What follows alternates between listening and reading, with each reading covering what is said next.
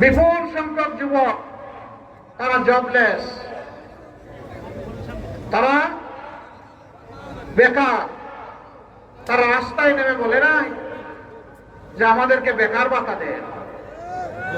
তারা সেদিন বলেছিল উই ওয়ান্ট জাস্টিস। আমরা চাই আমাদের মেধার উপর সুবিচার করা হোক।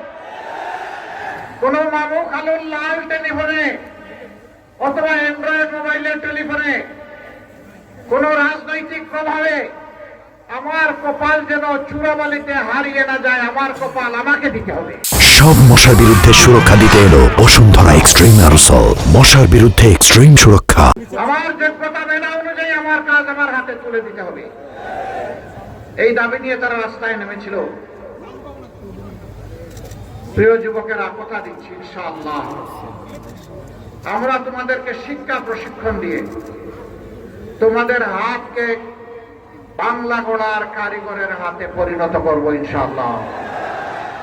তোমাদের হাতে বেকার ভাতা নয়, তোমাদের দাবি অনুযায়ী তোমাদের মর্যাদার সাথে সঙ্গতি রেখে সেই কাজগুলা তোমাদের হাতে তুলে দেবো ইনশাআল্লাহ।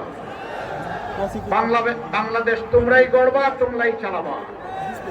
সেদিন তোমরা গর্ব করে বলবা আমি বাংলাদেশ, আমরাই বাংলাদেশ, এটি আমার প্রিয় বাংলাদেশ।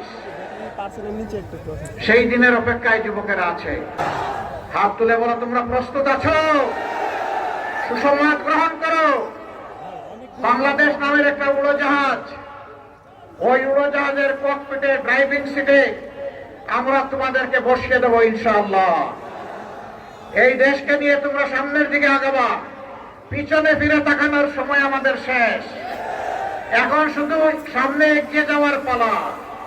পিছন নিয়ে যারা কামড়া কামড়ি করে তাদেরকে কামড়া কামড়ি করতে দিব আমরা। ওরা করুক, আমরা এগিয়ে যাব জাতিকে নিয়ে সামনে ইনশাআল্লাহ। তখন আমরা কোথায় থাকবো? তোমরা ককপিটে, আমরা থাকবো প্যাসেঞ্জার সিটে ইনশাআল্লাহ।